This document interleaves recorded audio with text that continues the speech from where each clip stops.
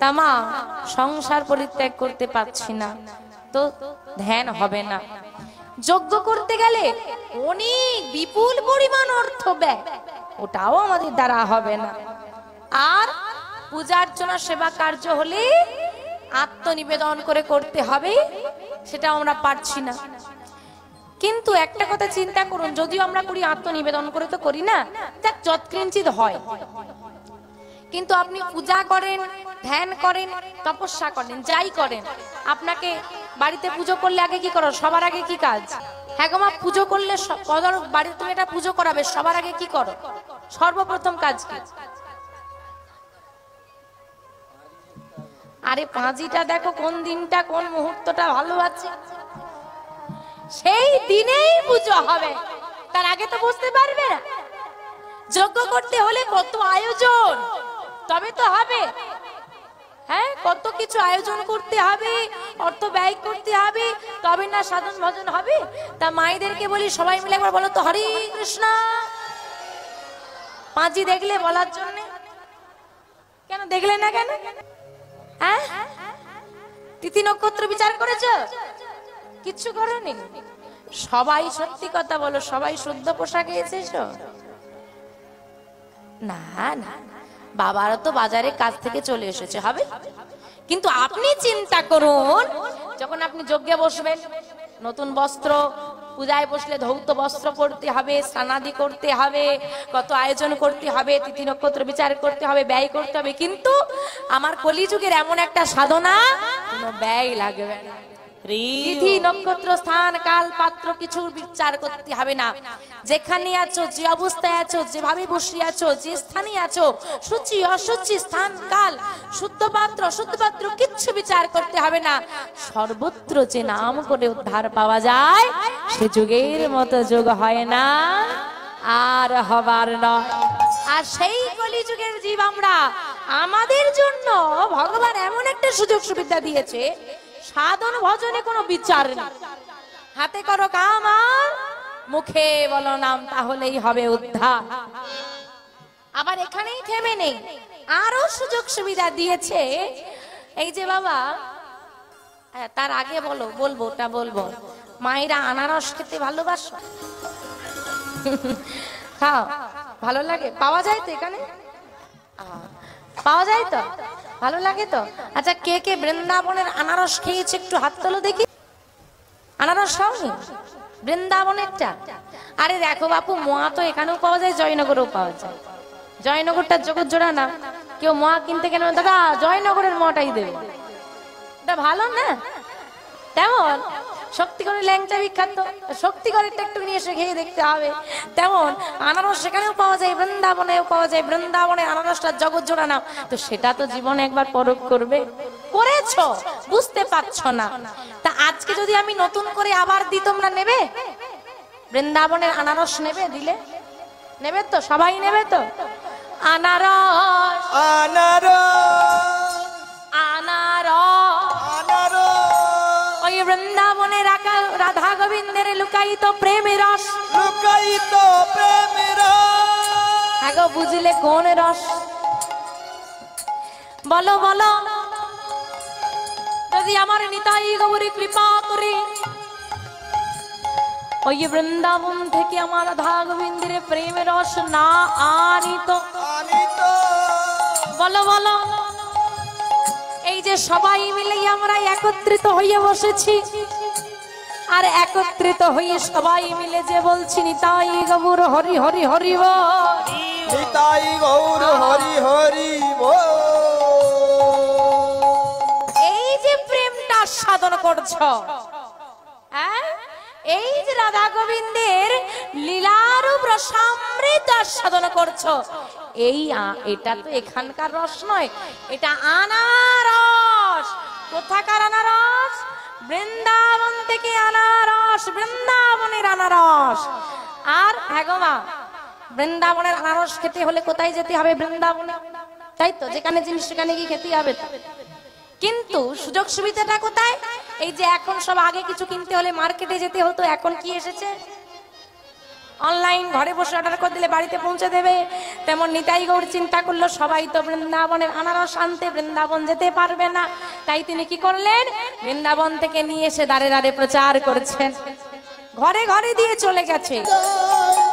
নদীতে জল বেশি হলে কি হয় গো, বন্যা হয়ে যায়, নদীর বাঁধ ভেঙে গিয়ে এলাকা জলমগ্ন হয়, তাই তো। তো আজকে বললেন বাঁধ শব্দের ভালো কথা হচ্ছে কুল, ভালো শব্দ বলছে কুল ভেঙে গেছে, প্রেমে শান্তিপুর ডুবে গেছে, আর ডুবে গিয়ে কুল ভেঙে গেছে। ভেঙে গিয়ে কি হলো, কোন কুল, জাত কুলা ভেদা ভেদ আর রইল না। তুমি মুসলিম, তুমি হরিনাম গাইতে পারবে না, তুমি খ্রিস্টান বলে গৌর হরির কৃপা পাবে না, এমন কোন নিয়ম আর রইল না। দেখে এসো মায়াপুরে যত বিদেশিরা আছে সবাই খ্রিস্টান ধর্মী মানুষ, তাই না বাবা? ছেড়ে দিন, বাদ দিয়ে দিলাম কথাটা, তা বলে আপনারা বাদ দিয়ে দেবেন না, কথাটা মনে রাখুন। আমি প্রসঙ্গত গভীরে গেলাম না, আরেকটা বিষয় মনে করিয়ে দিই। ইসলাম ধর্ম, খ্রিস্টান ধর্ম, জৈন ধর্ম, বৌদ্ধ ধর্ম আছে তো। আমাদের কোন ধর্ম? সনাতন ধর্ম। সনাতন ধর্মের মধ্যে 4টে ভাগ আছে, কি কি? ব্রাহ্মণ, ক্ষত্রিয়, বৈশ্য, শূদ্র। বেদ পাঠ কারা করবে? ব্রাহ্মণরা। যজ্ঞ কারা করবে? ক্ষত্রিয়রা আয়োজন করবে, ব্রাহ্মণরা মন্ত্র উচ্চারণ করবে। পূজা অর্চনা কাদের অধিকার আছে? বৈশ্যরা আয়োজন করতে পারবে, ক্ষত্রিয়রা নিমন্ত্রিত থাকবে, ব্রাহ্মণরা যজ্ঞ মানে যজ্ঞে আহুতি দান করবেন, মন্ত্র উচ্চারণ করবেন। বাকি রয়ে গেল কারা? আমাদের মতো সাধারণ শূদ্র। আমরা কি বানের জলে ভেসে এলাম? গঙ্গা স্নান করতে পারবে না, সাধুগুরু বৈষ্ণবের সঙ্গ তুমি করতে পারবে না, পাঠশালায় যাওয়ার অধিকার নেই, পূজার জায়গায় আসার অধিকার নাই, মন্দিরে ওঠার অধিকার নাই। এমনকি এমন এক সময় ছিল যে যদি কোনো শূদ্রধর্মী মানুষ বেদের মন্ত্র কোনো কারণে উচ্চারিত হয়ে যায়, তার জিহ্বাটা কেটে বাদ দিয়ে দেওয়া হতো। এবার আপনি বলুন আমাদের উদ্ধার হবে কি করে? ভগবান বললেন আমি কর্মভেদে, কর্ম মানে কাজ, কর্মভেদে এই ভেদাভেদ তৈরি করেছি, ধর্মভেদে নয়। এটা কর্মের ভেদ, ধর্মের ভেদ নয়। কিন্তু সেই কর্মভেদাভেদটাকে কিছু সুবিধাবাদী মানুষ ধর্মভেদে পরিণত করলো। আর যেই না ধর্মভেদে পরিণত করলো, তাহলে ধর্ম সংকট হয়ে গেল, এক শ্রেণীর মানুষ সাধনা থেকে বাদ হয়ে গেল। আমার নিতাই গৌর এসে ওই জাত কুলা ভেদাভেদ ভেঙে দিয়ে তিনি কি করলেন? চাঁদ কাজীকে কুলদান করলেন, আর জবন হরিদাসকে উদ্ধার করে দিলে। এখন ধরো ল মানে কি? তোমরা বাঙালি তো, বলছি ধরো লও মানে কি? ধরে নাও, তাই তো? তোমাকে যদি বলি মা এটা ধরে নাও, তোমাদেরকে বললাম আনারস দেবো, নেবে তো? বললে হ্যাঁ। এবার কেউ কিছু দিলে নিতে হলে কেমন করতে হয় হাত দুটোকে? তোমরা এরম করে বসে থাকলে নেবে কি করে? নিতাই চাঁদ বলছে ধরো লও, ধরো লও, ধরো লও, ধরো লও, আর মায়ের সব হাত পা ঘুরিয়ে শুধু বসে। তা ধরতে হলে হাতগুলো বার করো। নিতাই চাঁদ দেখবে যার যার হাত আছে তাকেই না দেবে, দেখি বের করো কার কার হাত আছে। হ্যাঁ, ধরো লও রে কিশোরীর প্রেমে নিতাই ডাকে আয়, ধরো লও কিশোরীর প্রেম নিতাই ডাকে আয়, আমার নিতাই ডাকে আয়, আয় প্রাণ গৌর ডাকে আয়, নিতাই ডাকে আয়, প্রাণ গৌর ডাকে আয়, লও রে কিশোরীর প্রেম নিতাই গৌর হরি হরি হরি, কিশোরীর প্রেম নিতাই ডাকে আয়, ধরো লও কিশোরীর প্রেম নিতাই ডাকে আয়, ধরো লও কিশোরীর প্রেম নিতাই ডাকে আয়। আসুন সেই নিতাই চাঁদের ডাকে সাড়া দিয়ে যখন সবাই মিলে আমরা একত্রিত হয়েছি, সেই নিতাই চাঁদের কথা আজকে আমরা আস্বাদন করব। নিতাই তত্ত্ব আজকে আমরা জানবো, যে নিতাই চাঁদ কে, নিতাই তত্ত্বটা কি। এই কলিযুগে দুই ভাই প্রেমের বন্যায় ভাসিয়েছিল সারা জগৎ। সেই দুই ভাইয়ের নাম কি? গৌর নিতাই। তার নিতাই গৌর দুই ভাই তো? কে দাদা কে ভাই? নিতাই দাদা, গৌর ভাই, তাই তো? মানে গৌর হরি দাদার নাম নিতাই, হচ্ছে পরিষ্কার হিসেব। এটাই জানো তো সবাই? ভালো করে জানো তো? আমি যদি বলি গৌর হরি দাদার নাম নিতাই নয়, সত্যি কি গৌর হরি দাদার নাম নিতাই? আগে এটা বলো। জানি তো নিতাই গৌর দুই ভাই, নিতাই গৌর দুই ভাই। কি করে হয় দুই ভাই? কোনোভাবেই দুই ভাই নয়।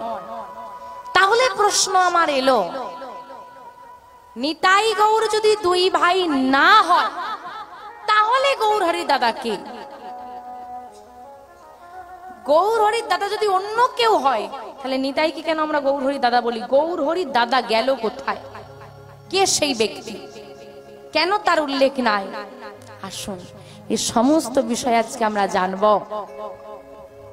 তার আগে মায়েদেরকে একটু পরিষ্কার করে দিই, কিছু বিষয় জেনে নাও, কারণ সবটা লীলার মধ্যে বলতে গেলে না বিস্তারিত অনেক সময় লেগে যাবে। তাই ছোট ছোট করে বুঝিয়ে দিচ্ছি, একটু মনে রেখে দিও। গৌর হরির নাম কি? দেখো, গৌর, নিমাই, মহাপ্রভু অনেক নামে আমরা ডাকি। ডাক নাম অনেক হতে পারে, কিন্তু বার্থ সার্টিফিকেটের নাম তো একটাই থাকবে নাকি? সেখানে তো সোনা মোনা লোহা ভাঙা টিন ভাঙা এসব থাকবে না, একটাই নাম থাকবে। তো তো গৌর হরির তো এরকম একটা নাম ছিল। কি নাম সেই নামটা? বিশ্বম্ভর। কি নাম? শচী ঠাকুরানীর পিতা। শচী ঠাকুরানীকে গৌর হরির মা, ওনার পিতা শ্রী নীলম্বর চক্রবর্তী গণনা করে নাম রেখেছিলেন বিশ্বম্ভর। বিশ্বের ভার যিনি নিয়ে বসে আছেন তিনি হলেন বিশ্বম্ভর। কি গো মা, মনে থাকবে তো নামটা? বিশ্বম্ভর কার নাম? গৌর হরির নাম। গৌর, তাহলে বিশ্বম্ভরের দাদার নাম কি নাম? বিশ্বরূপ। জানা ছিল? জানা ছিল না? এই রে, তাহলে গৌর হরি দাদার নাম কি বললাম? বিশ্বরূপ। আর বলবেনি তাই গৌর বলবেন না? এখন প্রশ্নটা হলো, বিশ্বরূপের নাম কজন জানতে? অধিকাংশ মানুষ জানতে না। আজ জানলে, তাহলে এখন প্রশ্ন হলো যে বিশ্বরূপ যদি গৌর হরির দাদা হয় তাহলে নিতাইকে কেন গৌর হরি দাদা বলি? বা নিতাই গৌরকেই তো আমরা চিনি, এই বিশ্বরূপটা আবার কোথা থেকে এলো? তাই তো। চলো এই তত্ত্বটাই আজকে আমরা জানবো। জেনে রাখো, গৌর হরির দাদার নাম হলো বিশ্বরূপ। বিশ্বম্ভর, বিশ্বরূপ হলো দুই ভাই। এবার বিশ্বরূপের পরিবর্তে নিতাই এলো কিভাবে, সেই বিষয়বস্তু আজকে আমরা আস্বাদন করবো। তার আগে একটা জিনিস জেনে রাখো, তাহলে লীলাটা বুঝতে সুবিধা হবে। যেমন ধরো, কিভাবে বোঝাই বলো তো? হ্যাঁ, আমি যখন জন্ম নিয়েছিলাম আমার নাম রেখেছিল শিউলি দাস, তাই তো? মায়েরা বাবারা আদর করে নাম রেখেছিল, মা বাবা পরিবারের জন। এইবার যখন আমার 21 বছর বয়স হলো, এখন তোমরা সেই নামেই তো আমাকে চিনছ না, আলাদা করে একটা নাম জুড়িয়ে দিয়েছি আমি। মায়েরা বাবারা আমাকে অনেক নাম দিয়েছে, কিন্তু আসল তো এইটাই রয়েছে। কিন্তু তোমারও জন্মের সময় যে নাম রাখা হয়েছিল এখন সেই নামটা আছে, তোমাকে সেই নামে সবাই চেনে। কিন্তু নিতাই নাম কারোর জন্মসূত্রের নাম নয়, অর্জিত নাম।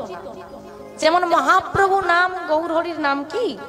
অর্জিত নাম। এটা অর্জিত মানে পরে অর্জন করেছেন তিনি। যখন সন্ন্যাস নিলেন 24 বছর বয়সে, তখন তার নাম হয়েছিল শ্রীকৃষ্ণ চৈতন্য মহাপ্রভু।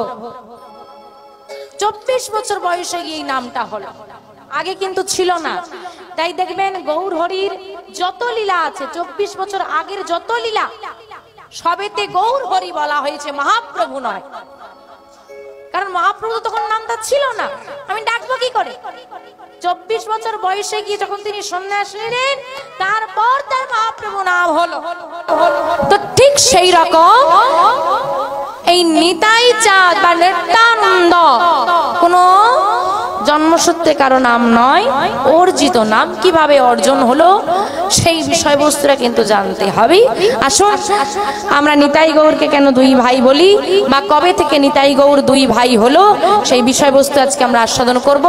আজকে আমাদের আস্বাদনের বিষয়বস্তু হবে নিতাই গৌরের প্রথম মিলন। নিতাই গৌর সীতানাথ প্রেমানন্দে হরি হরি।